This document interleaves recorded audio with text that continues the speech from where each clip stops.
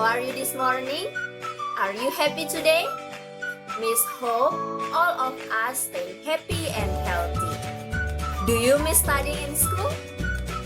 Yeah, I miss teaching you at school too. But today we are still studying online and we are gonna learn about perbandingan atau rasio. Nah, hari ini kita akan belajar tentang perbandingan atau rasio. Nah, sudah siap menyimak penjelasan dari Miss? Ya, disimak baik-baik ya. Nah, perbandingan adalah proses membandingkan suatu nilai dengan nilai yang lain dalam kuantitas yang paling kecil atau sederhana. Perbandingan biasanya ditulis dalam bentuk A berbanding B atau bentuknya seperti ini, A berbanding B. Jadi sama-sama dibaca berbanding tapi bentuknya berbeda. Yang satu A titik 2B dan yang lagi satu adalah A per B. Jadi maknanya sama ya. Nah, untuk lebih jelasnya bagaimana itu perbandingan, kita simak langsung contohnya ya. Nah, di sini Miss memberikan contoh. Andi mempersiapkan 10 roti isi dan 8 kue kering untuk dibawa saat piknik. Nah, berapakah perbandingan roti isi dan juga kue kering yang disiapkan oleh Andi? Nah, di sini di permasalahannya itu ditanyakan roti isinya yang terlebih dahulu. Jadi dalam membuat perbandingan, kita tuliskan roti isi berbanding dengan kue kering. Nah, jadi di sini roti isinya adalah 10. Kemudian kue keringnya adalah 8. Sehingga bisa kita tulis ya, 10 berbanding 8. Nah, di sini ya, di perbandingan dikatakan kuantitasnya yang paling kecil atau yang paling sederhana. Nah, sekarang kita lihat 10 dan 8. Nah, apakah bisa disederhanakan lagi? Ya, tentu bisa ya. Jadi sama-sama kita bagi dengan 2. Jadi 10 dibagi 2, kemudian 8 dibagi 2. Sehingga diperolehlah perbandingan baru yaitu 5 berbanding dengan 4. Nah, sekarang kita lihat 5 dan 4. Apakah bisa disederhanakan lagi? Ya, tidak bisa ya.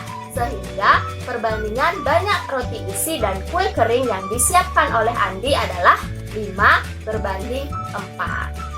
Nah, bagaimana? Paham ya penjelasan dari Miss?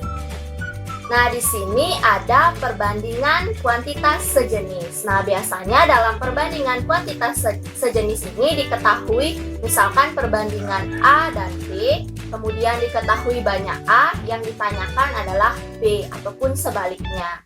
Nah, untuk lebih jelasnya Miss berikan contoh ya.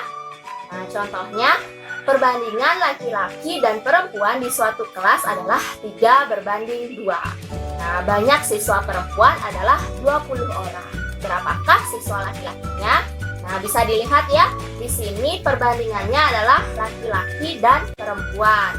Nah, yang diketahui lagi adalah banyak siswa perempuan. Dan yang ditanyakan adalah siswa laki-laki. Nah, yang seperti ini ya, yang dimaksud dengan perbandingan kuantitas sejenis.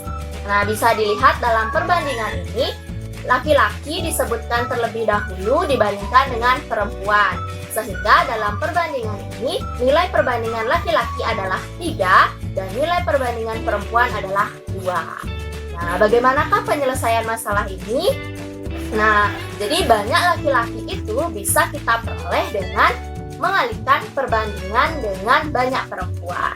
Nah, di sini karena pertanyaannya adalah banyak laki-laki, maka nilai perbandingan laki-laki kita taruh di atas dan nilai perbandingan perempuan kita taruh di bawah. Nah, jadi perbandingan di sini bentuknya adalah yang per ya. Jadi 3 per 2 dikali dengan 20. Nah, 20 bisa ya dibagi 2, hasilnya adalah 10. Sehingga 3 dikali 10 hasilnya adalah 30. Jadi, banyaknya siswa laki-laki di kelas tersebut adalah 30 orang. Nah, bagaimana? Sudah paham? Nah, Miss berikan contoh lagi ya. Nah, di sini diketahui perbandingan siswa yang menyukai matematika dengan siswa yang menyukai IPA. Nah, perbandingannya adalah 4 berbanding 3. Kemudian yang suka IPA itu adalah 6 orang. Nah, bisa anak-anak lihat ya. Di sini diketahui perbandingan yang suka matematika dan yang suka IPA. Kemudian diketahui banyak yang suka IPA. Pertanyaannya adalah yang suka matematika. Nah, ini juga termasuk perbandingan kuantitas sejenis. Nah, di sini dituliskan bahwa yang matematika terlebih dahulu dalam perbandingan, sehingga nilai perbandingan matematika adalah 4 dan nilai perbandingan IPA adalah 3. Nah, bagaimanakah cara menyelesaikan perbandingan ini? Nah, jadi kita tulis ya, yang suka matematika itu bisa diperoleh dengan cara perbandingan dikali dengan yang suka IPA. Nah, karena pertanyaannya di sini adalah yang suka matematika, maka nilai perbandingan matematika lah yang kita taruh paling atas. Jadi, 4/3 dikali dengan 6. Nah, 6 bisa dibagi 3. Nah, jadinya hasilnya adalah 2. Jadi, 4 dikali 2 sama dengan 8. Nah, sehingga banyaknya siswa yang suka matematika adalah 8 orang. Nah, bagaimana anak-anak?